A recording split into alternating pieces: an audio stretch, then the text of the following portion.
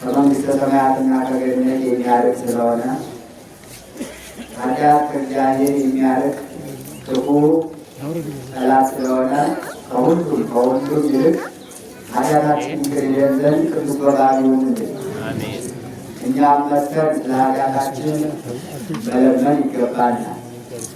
ወደ ቤተክርስቲያን ስንመጣ አንዱ ትልቁ ስራችን ሊሆን የሚገባው ኃጢአታችን ይቅር በለን ብለን በዚህም ዓለም በወዲያኛውም ዓለም የሚጎዳን ስለሆነ ስለ ኃጢአታችን መጸለይ፣ ስለ ኃጢአታችን ይቅርታ መጠየቅ ይገባናል። ሰው እንደ ሰውነቱ ክብር አለው። ሰው ክቡር ፍጥረት እንደመሆኑ ክብር አለው። ግን ኃጢአት የሚባል ክፉ ጠላት አለው። ክፉ ጠላት ክቡር የሆነውን የሰው ልጅ ከክብር የሚያሳንሰው፣ ክቡር የሆነውን የሰው ልጅ ከእግዚአብሔር የሚያርቀውና የሚለየው፣ ክቡር የሆነውን ሰው ከገነት ከመንግሥተ ሰማያት የሚያርቀው ኃጢአት ነው። እንደ ኃጢአት ያለ ለሰው ከባድ ተግዳሮት የለውም። ሌላው ሁሉ በዚህ ዓለም ይቀራል። ሀብቱ፣ ንብረቱ፣ ቤቱ፣ ኑሮ ሁሉ ይቀራል። የተሰራ ኃጢአት ግን በንስሐ ካልተወገደ አብሮ ይሄዳል፣ አይቀርም፣ አብሮ ይከተላል። ለዚህ ነው ከባድ ሸክም ለሰው ያለበት ይሄ። ምክንያቱም ሌሎች ነገሮች ሁሉ በዚህ ዓለም የምናያቸው እስከ ሞት ድረስ ነው። ሰው ቢርበው እስከ ሞት ድረስ ነው። ቢጠማው እስከ ሞት ድረስ ነው። እስኪሞት ድረስ ከሚሞትበት ቀን ድረስ ነው እንጂ ከሞተ በኋላ በዚህ ዓለም ያለው ችግር ሁሉ ይቀራል። ከሞት በኋላ አብሮ ተከትሎ የሚሄድ ግን ኃጢአት ነው። ሰው ቀላል ይመስለዋል። ለሰው ትልቁ ጠላቱ ኃጢአት ስለሆነ ያንን ካላራት ነው አብሮ ተከትሎ ሂዶ በዚህ ዓለም ያጣነው ወዲያኛው ማለት እንድናጣ ያደርገናል። ከእግዚአብሔር ይለየናል። ከገነት ከመንግሥተ ሰማያት ያወጣናልና እንደ ቀላል እንዳናየው ወደ ቤተክርስቲያን ስንመጣ ስለ ኃጢአታችን ልናለቅስ፣ ልናዝን፣ ልንጸጸት ይገባል። ስለ ኃጢአት ማለት ክፉ ስራ ነው። ክፉ ስራ ሁሉ ኃጢአት ይባላል። ክፉ ስራ ሁሉ ኃጢአት ነው። ስለዚህ ክፉ የሰራ ሰው ሁሉ በክፋቱ ይጠየቃል። ወንድ፣ ሴት፣ ጾታ አይለይም። ክፉ ስራ ሁሉ ያልታየ የራሱ ያላየው ክፉ ስራ ሁሉ እግዚአብሔር ያየዋል። በእግዚአብሔር ዘንድ የታየ ነው። በእግዚአብሔር ዘንድ ድብቅ የለም። በእግዚአብሔር ዘንድ ስውር የለም። ስለዚህ ኃጢአታችን ይቅር ይበለን። ኃጢአታችን ይቅር ይበለን። ኃጢአታችን ይቅር ይበለን። ስለ ኃጢአታችን እንጸልይ፣ እንጾም። የውስጡ አገልግሎት እስኪፈጸም ድረስ ስንማማ እንቆያለን። የምንማማርበት የትምህርት ርዕስ መኑ የሀድገነ ፍቅሮ ለክርስቶስ የሚል ይሆናል። ኃይለ ቃሉን የጻፈው የተናገረው ብርሃነ ዓለም ቅዱስ ጳውሎስ ነው። ከክርስቶስ ፍቅር ማን ይለየናል? በምስቲ ከክርስቶስ ፍቅር ማን ይለየናል? ከክርስቶስ ፍቅር የሚለየን ማን ነው? ይህ ነው የትምህርቱ ርዕስ። ይህም የጻፈው ሐዋርያው ቅዱስ ጳውሎስ ነው። በሮሜ መልእክቱ ምዕራፍ 8 ቁጥር 35 ላይ ኃይለ ቃሉ ተጽፏል። ቅዱስ ጳውሎስ መልእክት ወደ ደብረ ሰዎች ምዕራፍ 8 ቁጥር 35 ላይ መምያት ገነት ፍቅረ ክርስቶስ ከክርስቶስ ፍቅር የሚለየን ማን ነው ይላል።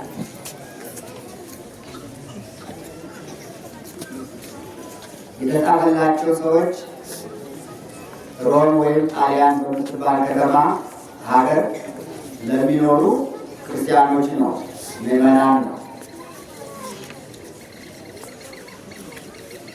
ጸሐፊው ቅዱስ ጳውሎስ ይህን የጻፈበት ምክንያት አለው። እንኳን መንፈሳዊ መልእክት ስጋዊ መልእክት ሲጻፍ ምክንያት አለው። ያለ ምክንያት አይጻፍም። ቅዱስ ጳውሎስ በሮም ለነበሩ ሰዎች እየጻፈላቸው ዘመኑ ሰዎች ከክርስቶስ ፍቅር የሚለዩበት ዘመን ነበረ። ከፈጣሪያቸው ከአምልኮቱ ከሕጉ ከትእዛዙ ሰዎች የሚለዩበት ዘመን ነበር። ያ ዘመን ያ ወቅት ብዙ አሳቾች ነበሩ።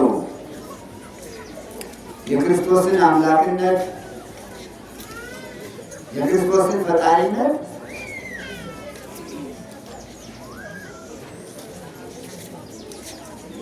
እነሱ ክደው ሌሎችን የሚያስክዱ ብዙዎች ከሃዲያን፣ መናፍቃን፣ ሐሰተኞች መምህራን ስለነበሩ ቅዱስ ጳውሎስ ራሱን ከእነሱ ጋር እንዳድርጎ ከክርስቶስ ፍቅር የሚለየን ማን ነው አለ። ራሱን ጨምሮ ማለት ነው። የጻፈላቸው ግን ለምዕመናኑ ነው። ከክርስቶስ ፍቅር የሚለያችሁ ማን ነው አላላቸውም። ራሱን ጨምሮ እንኳን እናንተ እኔን እንኳን እኔን እናንተ ከክርስቶስ ፍቅር የሚለየን የለም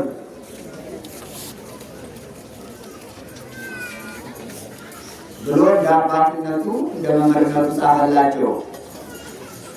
ለጊዜው በሮም ላሉ ምዕመናን ጻፍ እንጂ ዛሬ በዓለም ይህ መልእክት ደርሶ ከክርስቶስ ፍቅር የሚለየን ማን ነው ያሉ ምዕመናን ሁሉ የክርስቶስን ፍቅር አጥንተው ይዘውበታል። መጽሐፍ ቅዱስ የሚያነብ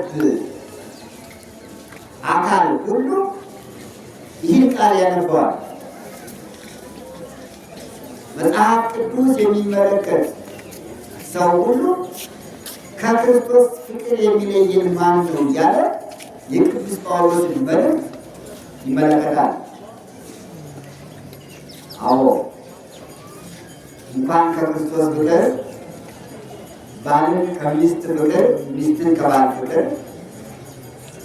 ወላጆችን ከልጆች ፍቅር፣ ልጆችን ከወላጆች ፍቅር፣ ባልንጀራን ከባልንጀራ ፍቅር የሚለይ የለም። ፍቅረ ክርስቶስ ግን ከዚህ ሁሉ በላይ ነው። የክርስቶስ ፍቅር ከሁሉ በላይ ነው። ይዘረዝራል 7 ነገሮችን። ከክርስቶስ ፍቅር የሚለየን ማን ነው ካለ በኋላ ምናልባት የሚለየን ማን ነው ስላልኳችሁ አጋጣሚ ከክርስቶስ ፍቅር የሚለዩ ነገሮች ስለሚመጡ ልታውቃችሁ ይገባል ብሎ አንኳር የሆኑ 7 ነገሮችን አስቀምጧል።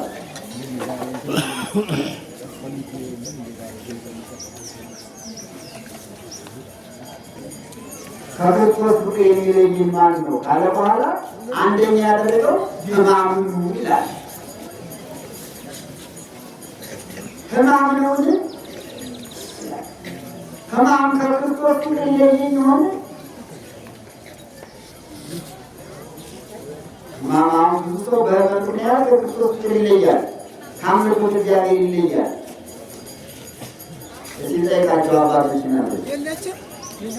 እስኪ ጠይቁልኝ አባት። ልጅ ታሞባችሁ፣ ዘመድ ታሞባችሁ ጠንቋይ ሄዳችሁ አታውቁም? ሕፃን ጠፍተኛ ዓመት ከ10 ወር ሕፃን ልጇ ታማባት፣ ልጁ ወደ ጠንቋይ ቤት ይሄድ ያን ሄድ ይኖራል የለም? ይሄን ነው በማምኑ ከክርስቶስ ፍቅር የሚለየን ማን ነው? ሕማም ነውን? ልጅ የሚታመም ነውን? አባት የሚታመም ነውን? እናት የምትታመም ነውን? ወንድም የሚታመም ነውን? እናት የምትታመም ነውን? ሕማም ነውን ይላል። የጨነቀው ብዙ ነገር ያደርጋልና ይህ ብቻ ማጣት ብሎ ይህ ለሕፃናት የተኮሱት ይሆናሉ ብሎ ወደ ቃልቻ፣ ወደ ባለዛር፣ ወደ ጠንቋይ፣ ወደ አምልኮ ላይ ከክርስቶስ ፍቅር ይለያል። አያችሁ፣ ሕማሙ አለ።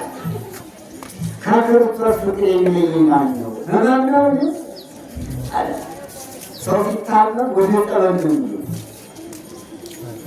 ክርስቲያኖች ስንታመም ሊሆን ያለብን ወደ ጠበል ነው እንጂ ወደ ጠንቋይ ከሄድን ከክርስቶስ ፍቅር ተለይተናል። ይህ ነው ቅዱስ ጳውሎስ ከክርስቶስ ፍቅር የሚለይ ማን ነው?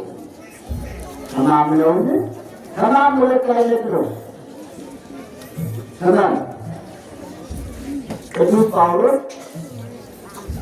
ሕማም ከክርስቶስ ፍቅር እንደማይለየው እሱ ራሱ ሕመምተኛ ስለነበረ ነው። ራሱ ታማሚ ነበር፣ ራሱን ያመው ነበር ቅዱስ ጳውሎስ። እንዲሁም ስለ ሕመሙ አንድ ጊዜ ሱባኤ ገብቷል። ሱባኤ ገብቶ እግዚአብሔር ጠይቋል። እባክህ ይህን ሕማም አርቅልኝ ጌታዬ፣ ራሴን የሚወጋኝ የሚፈልጠኝን በሽታ አርቅልኝ። እኔ ምን አደርጋለሁ? እየሰበኩ ነው፣ እያስተማርኩ ነው፣ ሌላ ስራ የለም። ጤና አግኝቼ ባስተምር፣ ወንጌልህን ባስተምር ምን አለ? እባክህ ፈውሰኝ ይላል። ተውበኒ መልአከ ሰይጣን ዘይደጉሰኒ ወይኮራኒ ርእስየ፣ ራሴን የሚቀጠቅጥ ጎኔን የሚወጋ በሽታ ተሰጠኝ። ወይከዚህ ስስት አሰማይሁ ወለዚህ ከማይግት ወብዬ፣ በሽታውን ከኔ ያርቅልኝ ዘንድ 3 ጊዜ ሱባኤ ገብቼ እግዚአብሔርን ጠየቅኩት። ወንጌልን ያከለከተጋዬ ቅዱስ ጳውሎስ የሰጠው ጸጋ ሐዋርያነቱ ይበቃሃል። ወኃይልሰ በደዌ ሀልቅ ይደክም ይላል። ኃይለ ሥጋ በደዌ ይደክማል። ኃይለ ሥጋ በበሽታ ስለሚደክም ለአንተ የሰጠው በሽታ የሥጋ ኃይል እንዲደክምልህ ብዬ ነው። የሚጠቅም በሽታ ነው። ዝሙትን ያደክማል። ትዕቢተኛን ትሕትና እንዲፈራ ያደርጋል። ሕመም በሽታ እኮ ጥሩ ነው። ዝሙት ለሚያስቸግረው ሰው በሽታ ካደረገ ሰውነቱ በበሽታ ስለሚደክም ከዝሙት ነፃ ይሆናል። በሽታ ምመናን አንዳንድ ጊዜ ከኃጢአት ይጠብቃል። በሽታ አቅም በላይ የሆነ በሽታ ነው እንጂ መጠነኛ በሽታ ከኃጢአት ይጠብቃል። ሌቦችን ይጠብቃል። አንድ ሰው ሕመምተኛ ከሆነ አቅም የለውም፣ አይቀማም፣ አይሰርቅም። ከኃጢአት ይጠብቀዋል። ነፍሰ ገዳይም እንዲሁ ይጠብቀዋል። ኃይለኛ ስጋኛ ካልሆነ በሽተኛ ከሆነ ስለ በሽታው ስለሚያስብ ግድያ ላይ አያስብ።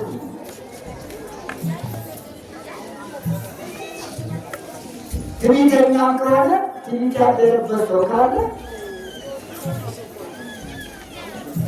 በሽተኛ ከሆነ ትህትና ይይዛል፣ ከሰው ጋር ይስማማል። ፍቅር ጥላቻ ያደረበት ሰው በሽተኛ ሲሆን ከሰው ጋር ይፋቀራል። ነገ ስሞት ማን ይቀብረኛል እያለ ትህትናን ይይዛል።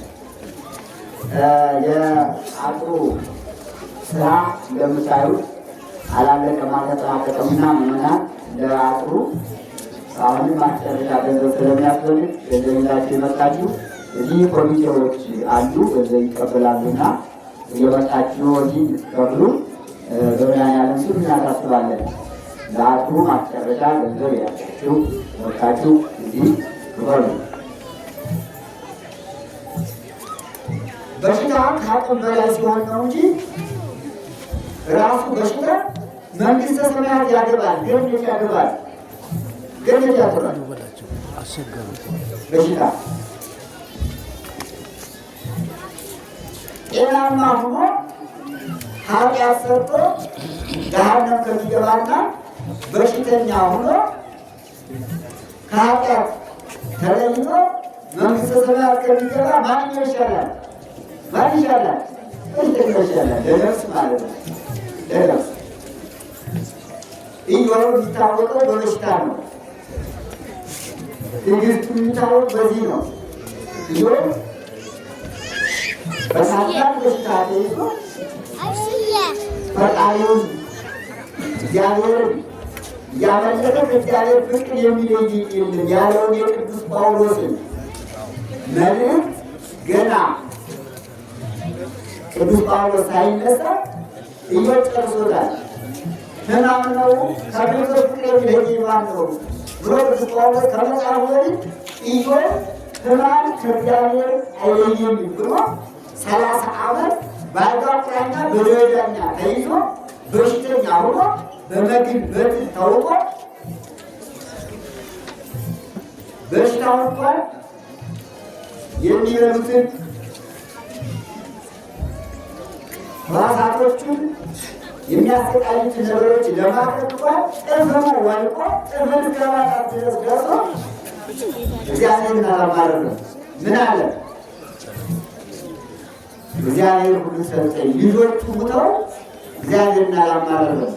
ከብቶቹ አልቀው እግዚአብሔርን አላማረረም። ንብረቱ አልቆ እግዚአብሔርን አላማረረም። ሰውነቱን አካሉን በበሽታ አጥቶ እግዚአብሔርን አላማረረም። የዕለት ጉርስ የዓመት ጉርስ አጥቶ የዕለት ጉርስ አጥቶ መንገድ ዳር ተኝቶ እግዚአብሔርን የፈሩ ሰዎች የዕለት ጉርስ እየሰጡ ያን ሁሉ አጣጥቶ እግዚአብሔርን አላማረረም። ምን ያህል ገለጸለ ዝቶታል ቆሎ ከክርስቶስ ፍቅር የሚለይ ማለት ሕማም ነውና ሀገር ፈርቶ መለየት የሚገባ ነው። ኢዮብ ነበር የሚለየው። ኢዮብ ነው 30 ዓመት ሙሉ ያን ሁሉ በሽታ ተሸክሞ 10 ልጆችን አጥቶ አሁን ያን እንግዲህ ሲሞት እንዴት እንደሚሰጠሰጥ ታውቃለህ። አንተ እግዚአብሔር ምን አድርጌ ነው ከእግዚአብሔር ፍቅር ቶሎ እንለያለን። ቶሎ ኢዮብ ቅዱስ ጳውሎስ ከክርስቶስ ፍቅር የሚለይ ማን ነው እንዳለው ልጆቹንም አጥቶ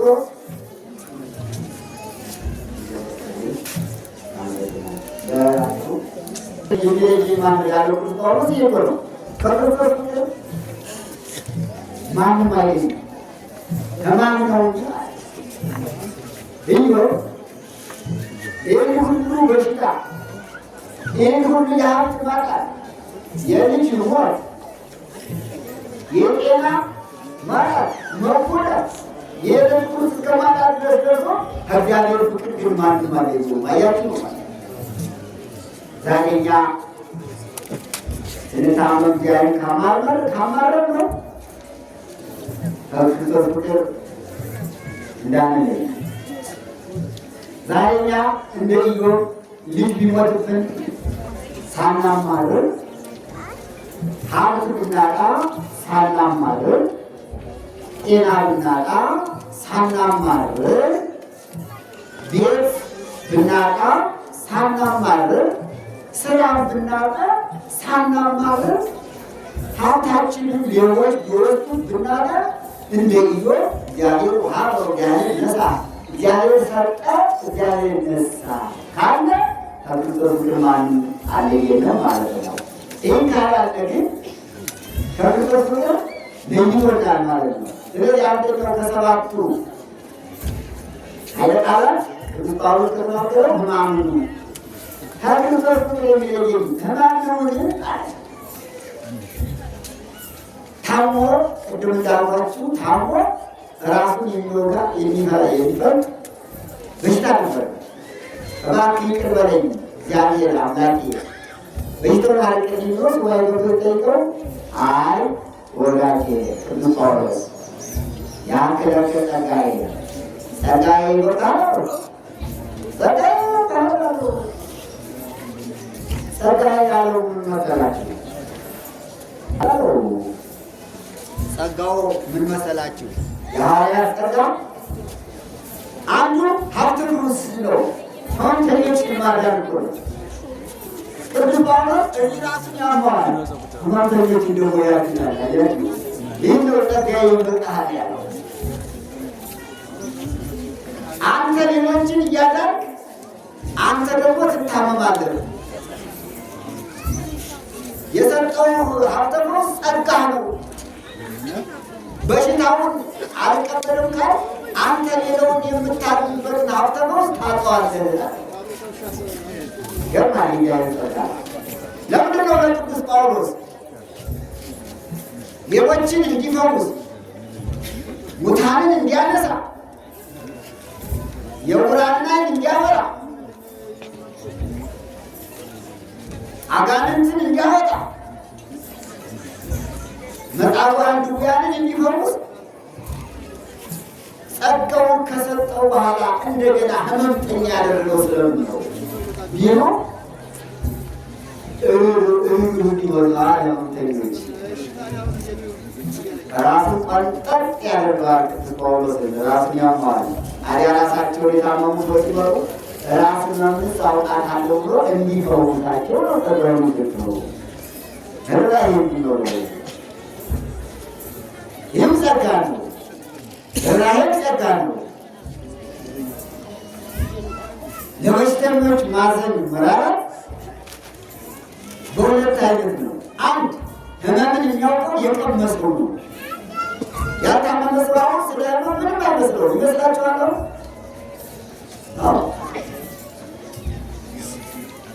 መጻሕፍት ይናገራሉ ስለ ሕመም። ዓይን ሕመም የዓይን ሕመም በሁሉ ይጸናል ይላል መጽሐፍ። ግን በማን ይጸናል ሲጠይቃችሁ፣ ዓይን ሕመም በጣም አስቸጋሪ በሽታ አስጨናቂ ነው። ግን በማን ይጸናል ይመስላችኋል? በማን ይጸናል? ከፍጥረታት ካሉት ፍጥረታት ሁሉ ዓይን ሕመም በማን ይጸናል ሲባል ሰምታችኋል? በማን ነብር ይላል። ነብር በጣም ኃይለኛ ዓይን ሕመም ግን በነብር ይጸናል። ዓይኑ ሲታመም በጣም ነው የሚዘፈዘፍ ያለቅስ። ወይ ወይ ወይ ወደ ሰው ሁሉ ይቀርባል። ዓይኑ ሲታመም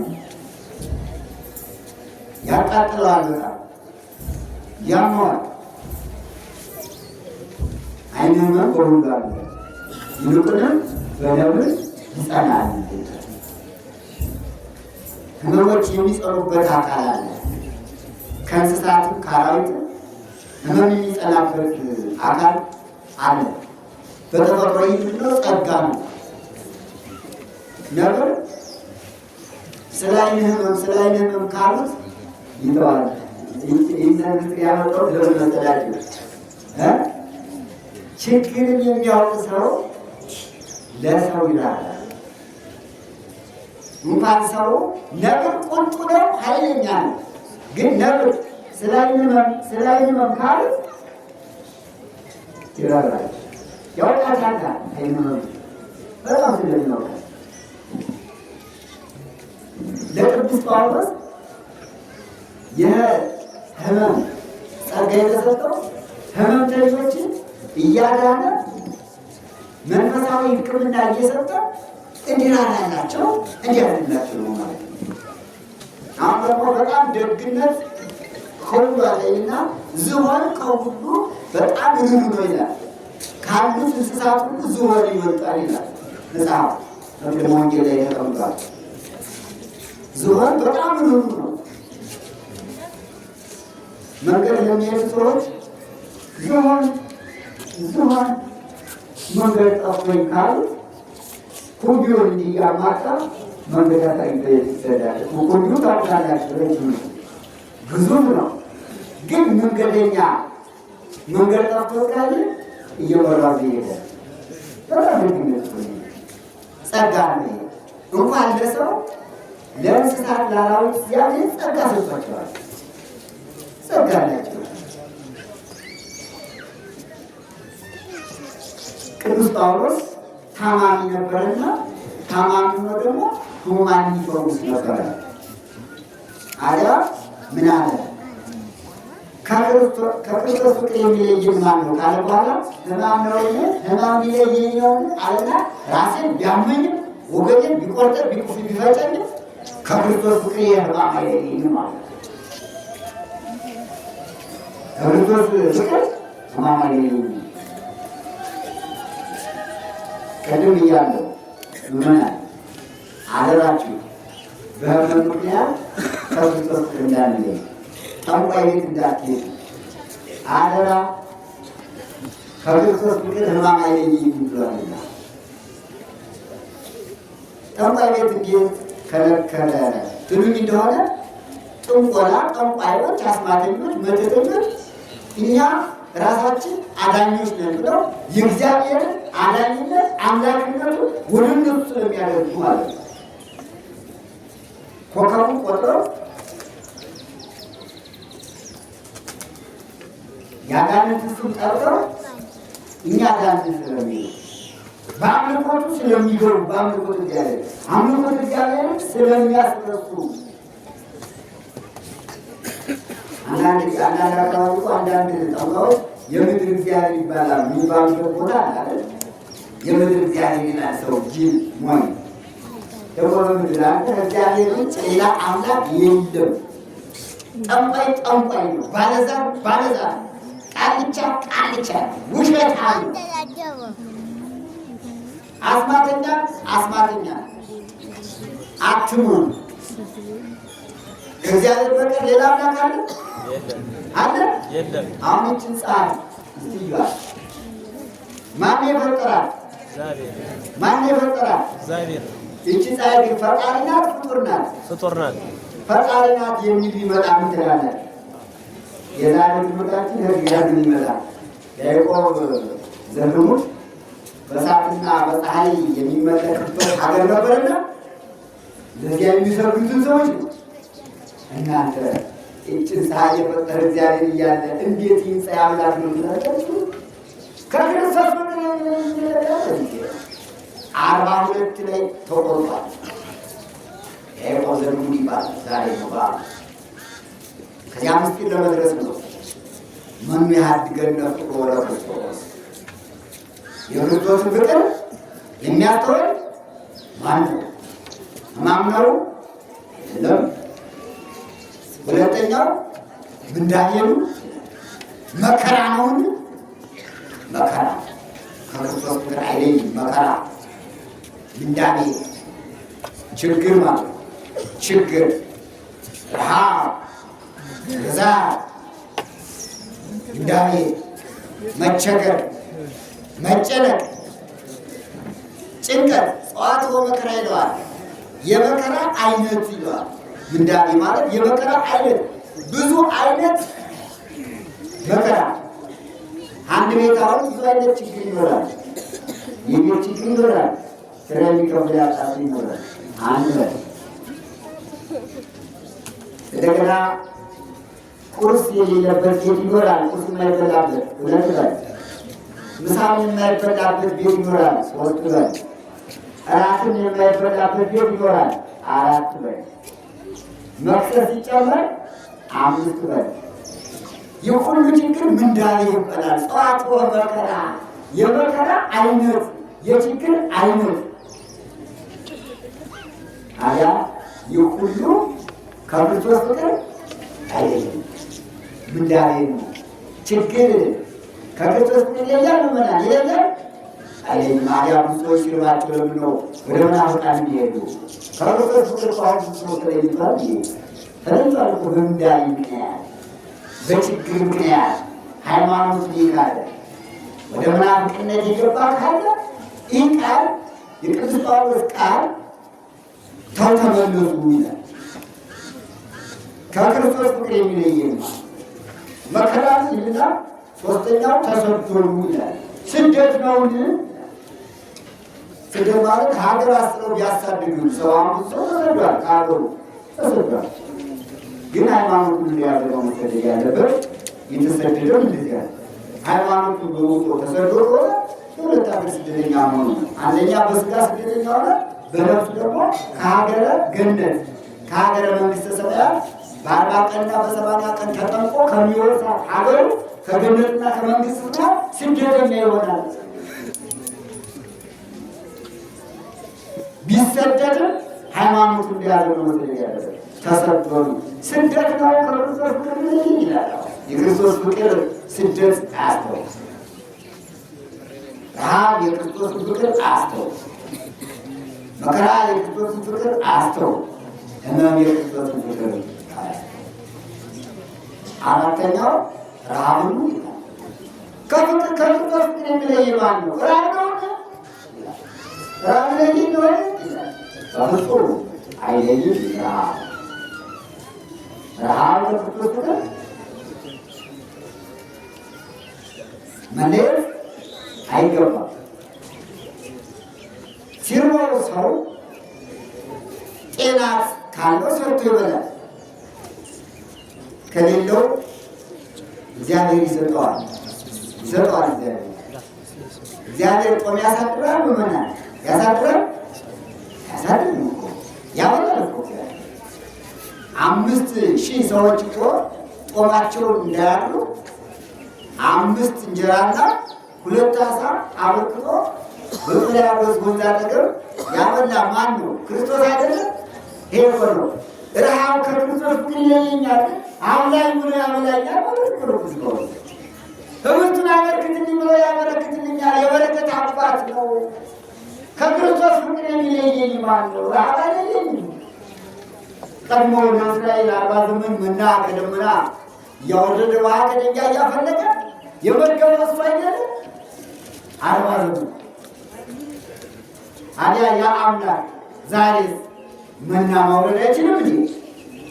ውሃ ከድንጋይ ማፍለቅ አይችልም እንዴ? ይችላል። ስለዚህ ማን ነው ከእሱ ፍቅር የሚለይ? ረሃብ ነው። ሲርባችሁ ከክርስቶስ ፍቅር አትለዩ። ያበላል። አሁንም የራበ ካለ ያበላል። በቤታችን ታበላለች። ያጣፈው ከለመነ ስለ ቸሩ እግዚአብሔር ብሎ ይበላል እንዴ? አዎ። ስለዚህ ወለቀምን እኛ የምንፈልገው የራበው ሰው የሚፈልግ ዳቦ አይደለም? የራበው ሰው የሚፈልግ እንጀራ አይደለም? አዲያ በእንተ ሰብአ ለማርያም ብሎ ዳቦ እንጀራ ካገኘ ረሃብ ከክርስቶስ ፍቅር ይለያል? ለምን ይወላል? ያጣፈው ለምን ይበላል? አይሰርቅም። ያጣፈው ለምን ይበላል? ፈቃዱን አይክድም። ያጣፈው ሃይማኖቱን አይለውጥም። ያጣፈው ከምግባር አይወጣም። ምግብ አለ እግዚአብሔር ቤተ እግዚአብሔር ምግብ አለ። ከስሙ ጋር እንጀራ አለ። ስለ ቸሩ እግዚአብሔር ተብሎ ስሙ ሲጠራ እንጀራ አለ። ስለ ቸሩ እግዚአብሔር ተብሎ ስሙ ሲጠራ ዳቦ አለ። ስለ ወላዲተ አምላክ ስለ ቅድስት ድንግል ማርያም ብሎ ስሟ ሲጠራ ዳቦ አለ፣ እንጀራ አለ። አዲያ እንዲህ እያለ ከክርስቶስ ፍቅር ረሃብ ይለያል አይደል? ለዚህ ነው ሐዋርያው ጳውሎስ ረሃቡ ከክርስቶስ ፍቅር የሚለይ ማን ነው? ረሃብ ነው አለ። እርባችኋል? ምን እርባችኋል? አይርባችሁም? አዎ ሞልቷል። ምን ችግር አለ? ዘንድሮ አዝመራው ይዟል። እንኳን ደስ ያላችሁ። እግዚአብሔርን አመስግኑታል። ዘንድሮ ቆላው ደጋው ወይናደጋው አዝመራው ማለት ነው። እንኳን ደስ ያላችሁ። ሰምታችኋል?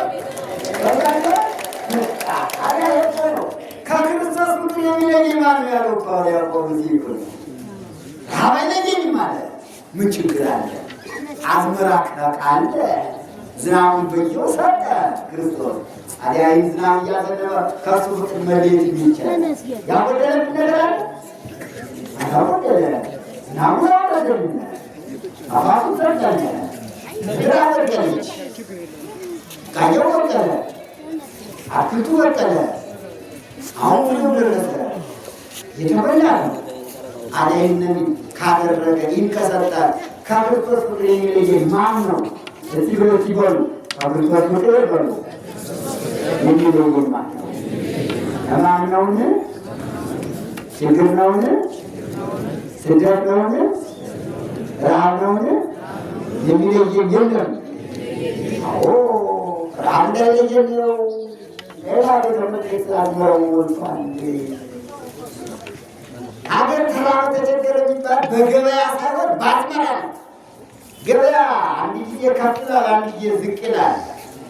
ምርት ካለ በትንሹ ቢሆን በጥቂቱ ቢሆን ሰው ሳይበላ ረሃብ ሆነ ችግር ሆነ የሚባል አዝመራ ሲጠፋ ነው። ገበሬው አርሶ ደምሶ ዘርቶ አርሞ አኩቶ አጭዶ ነገሩን ታቅፎ ከአውድማ ላይ ከምሮ ምርቱን ባውድማ ካመረተ ረሃብ የለም ይላል ቅዱስ። አንተ ከክርስቶስ ፍቅር የሚለይ ማለት ነው። ረሃብ ነውን? ከራበህ ለምነህ ብላ። ድንግል ማርያም እንጀራ ናት፣ ዳቦ ናት አይደል? ስለ ቸሩ እግዚአብሔር ስለ መድኃኒዓለም ያለ ሰው ጾም ያድራል? ሀብታም አሁን አንድ ሰው ዛሬ ዛሬ ሰባት አይደለም ስለ መድኃኒዓለም ስለ ቸሩ መድኃኒዓለም እያለ ሲለምኑ ስንት ብር ያገኛል? ከባት ከማታ ስንት ብር ያገኛል? 1000 ብር ያገኛል?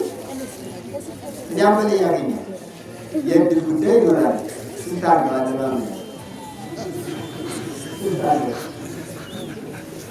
ግትር አይደለም። ቀስ አድርጎ አለባበስ ይላል። አንዳንዱ አበድረኝ አንተ እኛ አበድረኝ ያመራገረ ይመስላል። እንኳን ያበድረው ያናድዳል። እንዲሁ ቸግሮኝ ይህችን ብታበድረኝ እንዲህ ነው ስለ ሲበደሩ ስልጣን የራስን እየበላቸውን እያደረገ የጋስን ያህል ብስጠኝ ይላል። አሁን የብድር አይመልስም። አስቀድሞ ራሱ በሩን ዘግቷል። ስጠኝ ማካለቆ አልሰጥህም እንደያሉ ለማይሰጠው ይታገለ ስልት አለው። ሁሉም እንኳን ሲለምኑ ሲበደሩ በትህትና ክርስቲያን ስራውን ሁሉ በትህትና ከሰራ ቆመ ያለ ከማንኛውም ጋር አብሮ ይኖራል። ትህትና ያስፈልጋል። ረሃብ ካለው ህዝብ ተካፍ ሰላም መሆን አብርሃም ይሆን አንዳንዱ ሶጠላ ይዞ ውጭ ላምጣ ይላል። አንዳንዱ ደግሞ በላተኛው የድና ድግስ ካለበት ልብሱን ያደርግና ምልታዘዝ እና አማልቶታ ታደርገው አሁን ያ እንዴት ይሮቆሰው ሳያገኝ ሲሸጠው ብሎ ሳይቀምስ ይላል። ያ ወዝ ግን ሙስናም ተጣብሮ ሳደርጋ ቢያለው ምን ያደርጋል? ወዲያውም አብሮ ሲያቀርብ ያጎርሱታል። የሚቀርብላቸው ሰዎች ያጎርሱታል። ኋላ ደግሞ አረስ ያሳልፈው አለ ነው ተብሎ አብሮ በርን ተቀበሉ ተማት ይበላል። ደግሞ ገደኛ ነኝ ስንቀልኝ ካለ ደግሞ አጣጥፈው ይሰጣል። በሬስታር ነው በማዳበሪያ ቁጥር ተሸክሞ ነው። ስልት አለው። ስልት ያስፈልጋል። ለስጋም ለነፍስም ስልት የሌለው አካሄድ አይጠቅምም እና ቅዱስ ጳውሎስ ረሃብ ከክርስቶስ ፍቅር አይለይም፣ ቢርበኝም በሱ ስም እኖራለሁ። አራተኛ አምስተኛው እርቃንን ይላል። መራቆት ነውን? ልብስ አጥቼ ብራቆት ነውን? ወይም ልብሴን ቢገፉኝ ነውን? ከክርስቶስ ፍቅር ማን ይለየኛል? እርቃኔን ብሆንም አለ እሱ ለእኔ ቃሉን ተቀብሎልኛል።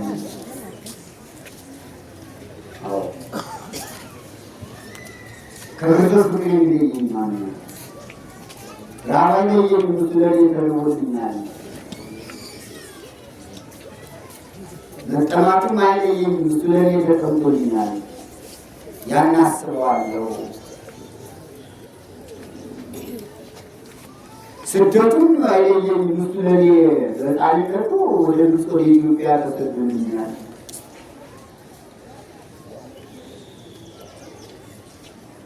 ልብስ ባጣም እንደዚህ ሲል እሱ ፍቅሩ በክርስቶስ ፍቅር ነው ያለው። ባላመጣበታል ነው እንጂ የክርስቶስ ፍቅር ምንድን ነው ወደሚለው ስንገባ የዕለት ዓርብ የዛሬው መከራ ፍቅር ነው እንዳለው ራብ ፍቅር ነው። በርዋን አጠምቶታል ባስቱጂ መራራሙ ሰጥቶታል። ይህ ፍቅር ነው። ወዲ ላይ ከፍሎ እንደምናየው ስደቱ ፍቅር ነው። ለሰው ልጅ ሲል ነው የተሰደደ። ከክርስቶስ ፍቅር የሚለይ ማለት ብሰደድ ቢርበኝም ቢጠማኝም ልብስም ባጣ ቢጨንቀኝም ቢቸግረኝም ከክርስቶስ ፍቅር ማን ይለየኛል? የእሱ ፍቅር ከኔ በተለየ ነው። የእሱ ፍቅር ከኔ አትለየ። ሁልጊዜ ፍቅሩ ከኛ ጋር ያለ ምናምን ክርስቲያኖች ክርስቲያኖች ክርስቲያኖች ክርስቲያኖች ክርስቲያኖች ይህ ስም የማን ስም ነው? ክርስቲያኖች ክርስቲያን ማለት የማን ስም ነው? የኛ ነው። ከማን ያገኘ ነው? ከክርስቶስ። ክርስቶስ ተባለ ክርስቲያን አላህ እኮ ነው። ከክርስቶስ ፍቅር ማን ይለየኛል ማለት ነው። ክርስቲያን ከመባል የሚለየኝ ማን ነው እኮ ነው። የእሱ ክርስቶስ የሚለው ስሙ ዘላለማዊ ነው፣ አይለይም። ይህ ስሙ ክርስቶስ የሚለው ቤተ ክርስቲያንን ክርስቲያኖች ክርስቲያን መባል ለእኛ አንዱ ተሰጥቶናል።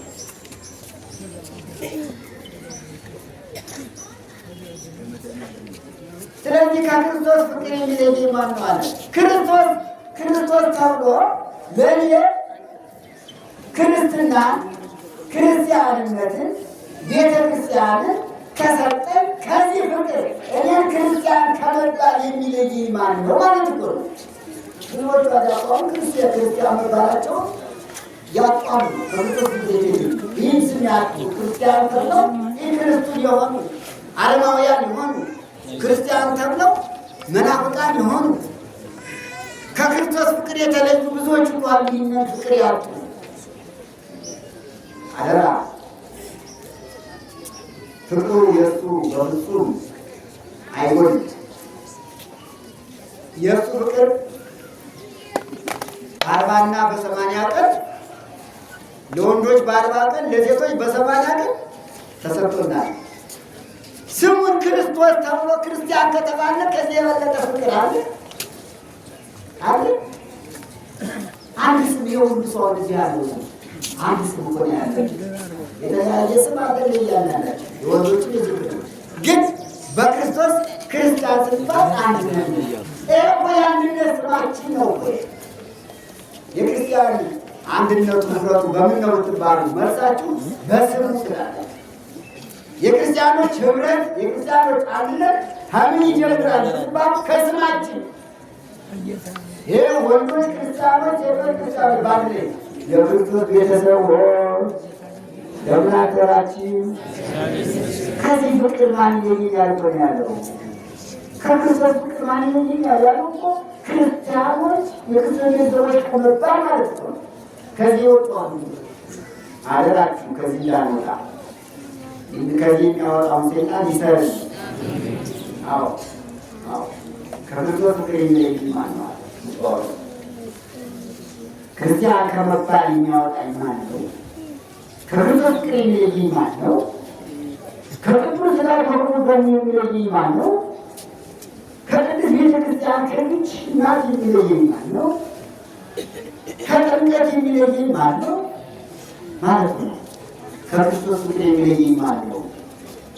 ከመስቀሉ ፍቅር ነው እኮ ፍቅሩ ይሄ ነው። ይሄ ነው መስቀሉ ነው ፍቅሩ ከክርስቶስ ፍቅር። ይሄ ክርስቶስ ፍቅሩን የገለጠው እዩትማ፣ ወደ ዛሬ ዝም ብላችሁ እዩማ፣ እዩትማ ፍቅሩን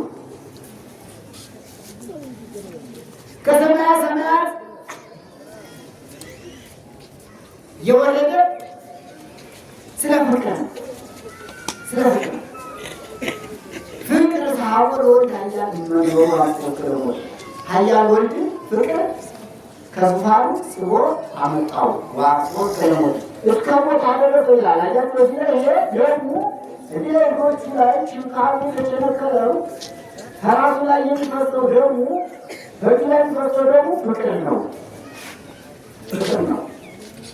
ስለ ሰው ፍቅር ነው የሚውጣው ከተፈጠረ ራሱን በዘንድ የተመታ ስለምንድን ነው የምትባሉ? ስለምንድን ነው የምትሉ? ስለ ሰው ፍቅር ነው። በይታ ፍቅር ሰው ሆነ ለና ሁሉ ስለ ሰው ፍቅር ሁሉን ሆነ ለመድኃኒዓለም ክርስቶስ ስለ ሰው ፍቅር ሁሉን ተቀበለ። ይኸው ሁሎቹ ይዟቸውማ ይሄ እኮ የሰው ፍቅር ሆነ። እሱ እንዲያርጎ ፍቅሩን ለእኛ ተገለጠ። እኛ ደግሞ ከክርስቶስ ፍቅር እንዴት እንለያለን ነው? ከክርስቶስ ፍቅር የሚለየኝ የለም ሲል የሚለየ ማን ነው ሲል እሱ ለእሱ ከተገለጠ እኔም ሴት ይናላስብለትም እንዴት እኔ ከእሱ እለያለሁ? እንዴት ከፍቅሩ እለያለሁ? ይህን መራራ መጣጣ አቦት እዩ ተሰማው ባለ ጊዜ የፍቅር ጥማት ነው። ወደዚህ ዓለም ያመጣው ፍቅር ነው። እመቤታችን የፍቅር እናት የምትባል እኮ ስለዚህ እኮ ነው። ድንግል ማርያም የፍቅር እናት የምትባል እኮ ስለዚህ እኮ ነው። ለሌላ የፍቅር እናት የምትባል ፍቅሩን በእሷ ስለገለጠ ነው። ረቂቅ አካላዊ ቃል ከአብ አካል ባህሪ ዘንባሪ ቅድመ ዓለም የተወለደው የሰው ስጋ ተዋህዶ ሰውን ለማዳን ሲል የድንግል ማርያም ስጋ ስለተዋህደ የፍቅር እናት ማለት ነው። ከወዲህ ዓለም ወደዚህ ዓለም መጥቶ ምን ያደረገ? ከድንግል ማርያም ተጸነሰ። ይሄ ፍቅር እኮ ነው። መጽነሷ ፍቅር ነው። ዓለሙን ለማዳን ስለሆነ ፍቅሩን ለመግለጽ ስለሆነ ድንግል ማርያም የፍቅር እናት ትባላለች። ምክንያቱም ከእሷ ከስጋ ስጋ ከነሷ ነፍስ ነስቶ ሰው ባይሆን ኖሮ አይሰቀልም። ረቂቅ ነበር ነውና አይቸነከርም። ውሃ ጠማኝ አይልም። መስቀል አይሸከምም ነበር። ራሱን በዘንግ አይመታም ነበር። የሾህ አክሊል በራሱ ላይ አይቀዳጅም ነበር። እጆቹ የፍጥኛ አይታሰርም ነበር። ወንዱን እዚህ ላይ በጦር አይፎካም ነበር። መሬታችን ገዢ ውሃ በዚህ በመታው እየወረደ ታለቅስ ነበር። በአንድ ጎድነ ጉድጓድ እዚህ ቁሞ አያለቅስም ነበር። ይህ ሁሉ ፍቅር ነው። ከክርስቶስ ፍቅር የሚለይ ይባላል። መጀመሪያ ክርስቶስ ፍቅሩ እንዴት ገለጦ ይህን ተረድቶ ነው ክርስቶስ ሁሉን የሆንክልኝ ለእኔ የሆነልኝ ለእኔ ከሰማያ ሰማያት መውረዱ ፍቅር ነው።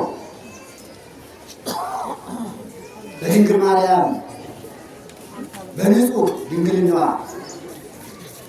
መጸለጹ ፍቅር ነው። እሷን መምረጡ ፍቅር ነው። ከአንስተ ዓለም ከሌሎች ሴቶች መምረጡ ፍቅር ነው። እሱ እኮ ስለወደዳት እኮ ነው። እግዚአብሔር ስለወደዳት ፍቅር ናት። እሷ የፍቅር እናት የሰላም እናት የምትባል እኮ ለዚህ ነው። ስሙ ፍቅር ነው የእሱ። እግዚአብሔር ፍቅሩ ይላል ዮሐንስ። እግዚአብሔር ፍቅር ነው። እሱ ፍቅር ከሆነ እመቤታችን ምን ልትባል ነው? የፍቅር እናት፣ የፍቅር እናት፣ የሰላም ደስ ይለኛል። እመቤታችን ስምሽን ሳነሳው ማርያም ማለት መዝሙሩ ነው። ከክርስቶስ ፍቅር የሚለየኝ የለም። አዎ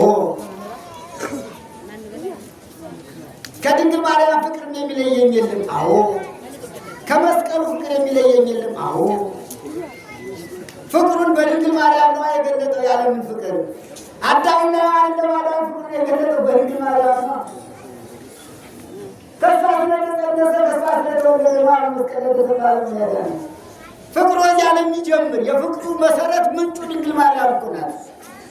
ከክርስቶስ ፍቅር የሚለየኝ ማን ነው ሲል ቅዱስ ጳውሎስ መሰረቱ ድንግል ማርያም ነው። መሰረተ ሕይወት ማርያም ወጥታ መድኃኒት ዘውቀኝ ይላል። ድንግል ማርያም መሰረተ ሕይወት የሕይወት መሰረት ናት። መሰረቱን የጣለው በድንግል ማርያም ነው። የሕይወቱን መሰረት ያስቀመጠው በድንግል ማርያም ነው። በአጭር ቁመት በጠባብ ደረት ተወስኖ ትንሽ ብላቴና ይላታል። የ15 ዓመት የ12 ዓመት 15 ዓመቷ ኢየሱስ ክርስቶስ የ15 ዓመት ብላቴና ስትሆን ይህን ሰማይ ከነግስቱ ይህን ምድር ከነልብሱ እንደያለ በጠባብ ማኅፀን እንዴት ተጸነሰ ብለው ይጠይቋታል። የወቁት አባቶቻችን ቅዱሳን ይጠይቋታል። ድንግል ሆይ እንዴት ቻልሽው? ኪሩቤል የተሸከሙትን እሳተ መለኮት ዙፋኑን እንዴት ቻልሽው? እንደሱ እኮ እሳቱ እንዲያቃጥላቸው ክንፋቸው እንዲያደርጋሉ ክንፋቸውን ይጋርዳሉ። አንቺ እንዴት ቻልሽው? ቁመትሽ 3 ክንድ ከስንዝር ነው። እድሜሽ 15 ዓመት ነው። ያን ሰዓት እንዴት ቻልሽው? በአንቺ አዲስ ነገር እግዚአብሔር ጀመረ፣ መሰረት ጀመረ። በኩር ትባላለች። በኩር የፍቅሩ በኩር ናት። ፍቅሩ የገለጠባት መጀመሪያ ማለት ነው። በኩር ማለት መጀመሪያ አንደኛ ማለት ነው። ምክንያቱም እናትነትን ከድንግልና ድንግልናን ከእናትነት ይዛ የተገኘች ብቸኛ ማን ናት? በኩር ትባላለች። ያለ ዘር ያለ ሩካቤ ያለ ወንድ የጸነሰች ሴት ሰምታችሁ ታውቃላችሁ? ታውቃላችሁ? እሷ ብቻ መጀመሪያቱ እሷ ናት፣ መጨረሻቱ እሷ ናት። በቃ ሌላም የለም። ተከታይም የላት ተቀዳሚም የላት። ማለት ከእሷ በፊት ያለ ዘር ያለ ሩካቤ ያለ ወንድ የጸነሰች ሴት የለችም። እሷ ብቻ ናት። ደግሞ ከወለደች በኋላ ድንግልና ያላት እናት እሷ ብቻ ናት። ተከታይ እናት ተቀዳሚ እናት እዚህ ነው የሚወዳት። ስለወደዳት ነው፣ ስላከበራት ነው፣ ያለው ስለጠበቃት ነው፣ ስላለወጣት ነው፣ ስላለወጣት ስላጸናት ነው። አጸናት አጸናት እንድትችለው አደረገ። እሳቱን ቻለችው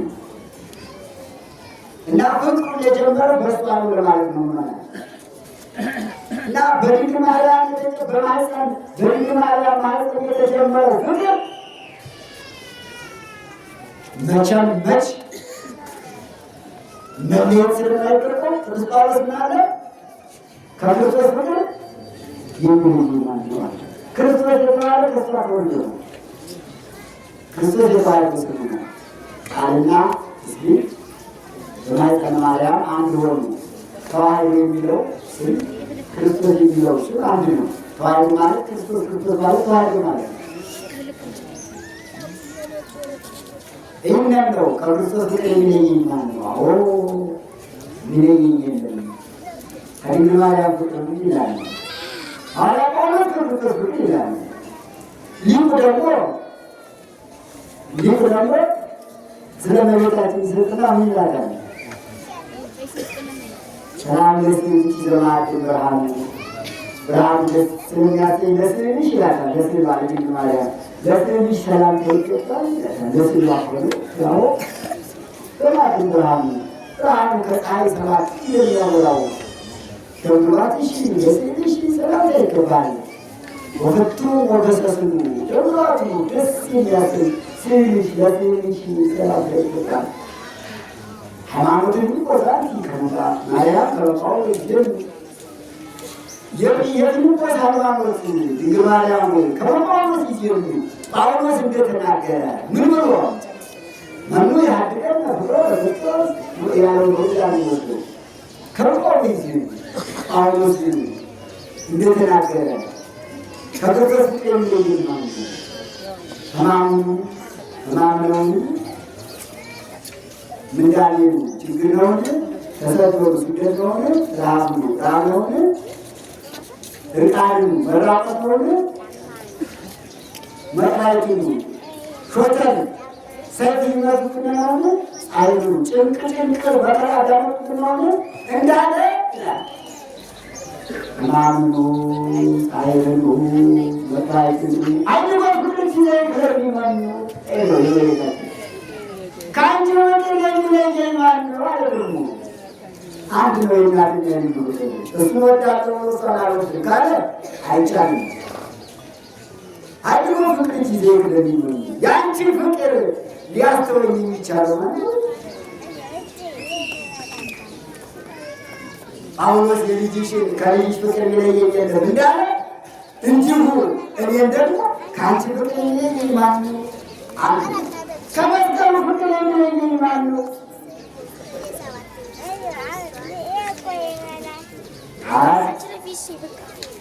አምስት ስድስተኛው ቃሉ ያለው በራበት ነው። መጥራይቱ ሾተል ነው ነው ፍቅር ማን ይሆናል? በሰይፍ ይቆርጡና ነው ሳይሉት ነው። እንግዲህ ይህንን ቃል በተግባር ካሳዩት ቅዱሳን ሰማዕታት ዛሬ አሉ የቆዘሩ ነውና እነዚህ ሰባቱ የቅዱስ ጳውሎስን ቃላት በተግባር አሳይቷል። አባቶች፣ ወንድሞች፣ እናቶች፣ እህቶች ወዲያ ቀነው አናተራችሁ ባቸው መማደው ግን አባቶች የምንማረው ትምህርት አለ።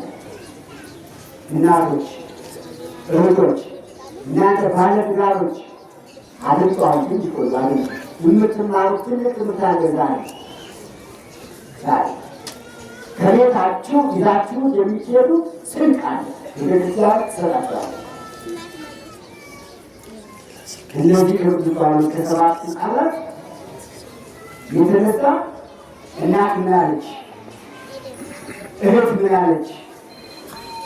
ባለቤት ምን አለች? የሚል አይነት ቃል አለው በውስጡ። እናቱ ምን አለች? እህቱ ምን አለች? ሚስቱ ምን አለች?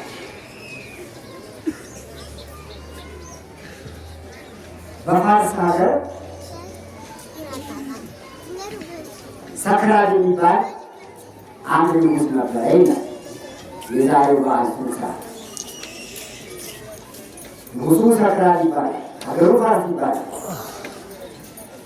ያዕቆብ የተባለ አንድ ክርስቲያን ሰው ነበረ።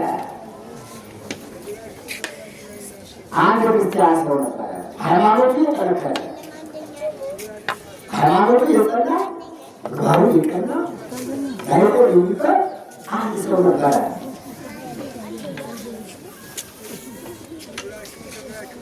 ታዲያ ከሰክራድ ከንጉሱ ጋር አብሮ ሲኖር ሰክራድ የተባለው ንጉሥ እሳትንና ፀሐይን የሚያመልክ ነበረ። የሰማችሁ ነው። ሰክራድ የሚያመልክ ነበረ። እሳትና ፀሐይን ያመልክ ነበረ። እንዴት አድርጎ? እሳቱን አንድዶ ፋፋፋፋ ሲል የአምላክ ነው እያለ እሳቱን ያመልከው ነበረ። እሳት የተፈጠረ መቼ ነው? ሰመተ የተፈጠረ በዕለተ እሑድ አራቱ ባህርያት ነፋስ፣ እሳት፣ ውሃ፣ መሬት በዕለተ እሑድ የመጀመሪያ ፍጥረታት ናቸው። የፈጠራቸው ማለት እግዚአብሔር። እንግዲህ የሰውን አለመፍጠር ልዩትማ እሳትን የፈጠረ እግዚአብሔር እያለ እሳትን አምላክ ማለት ዛሬ ተቋርጫ ይቀባ ማለት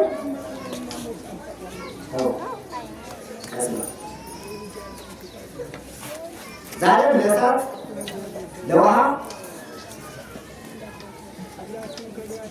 አምልኮት ይሰጠዋል። ውሃ ሲሻገር ከያዘው ነገር ቁርጥ አድርጎ አሁን ምን ማለት ነው? ለሰይጣን ነው ባየው ያለ ለውሃው እሳቱ ሲያፏፏ ዛሬ ይሆናል ይላል፣ ይቀናኛል ይላል። እሳት የሚያመልኩ ብዙዎች አሉ። ፀሐይን ደግሞ ያመልኳል፣ ጨረቃን ያመልኳል፣ ከዋክብትን ያመልኳል፣ ፍጥረታትን በሙሉ ያመልኳል። ፀሐይ ነፋስ ይላሰሩ ነፋሱ ያመልኩታል፣ እሳቱን ያመልኩታል፣ ውሃውን ያመልኩታል። እና የሰክራት እሳቱን አምላክ ነው እያለ ለእሳት የሚሰግድ ነው ለማለት ነው። ፀሐይን አምላክ ናት እያለ የሚሰግድ ነው።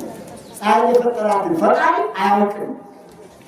ያዕቆብ ክርስቲያን ነው እና በስራ ምክንያት ከእሱ ጋር አብሮ መስራት ጀመረ። ክርስቲያኑ ከእሳትና ከፀሐይ አምላኪ ከሰክራት ጋር በስልጣን በሹመት በገንዘብ አታለለው፣ ገደለው። ይህ ዛሬ ባለም ያለ ነው ድለላ። ለስልጣን ለሹመት ለሀብት ሲባል ብዙ ሰው ሃይማኖቱን ይክዳል። ይህ አዲስ ነገር አይደለም። አሁን በዘመናችን የምናየው እና ልቡን አበርብረው አለበሰው ሸለሙ ሾሙ ባለጠናገረ እንግዲህ ሁሉም አደርግልህ አንድ ልክ ስላለ ነው። እኔም አመልከው ታመልካለህ ማለት ነው። እኔ ለእሳት እንደምዘግ ዳንተም ለእሳት ትታሻለህ። አይዛብ አረማውያን ምናፍቃን ለመጀመሪያ የሚያዝኑ የሚራሩ ይመስላሉ። ውስጣቸው ግን እሾህ ነው፣ እሬት ነው፣ እሬት ነው። በይሉኝታ ሃይማኖትን ለማስካል ነው።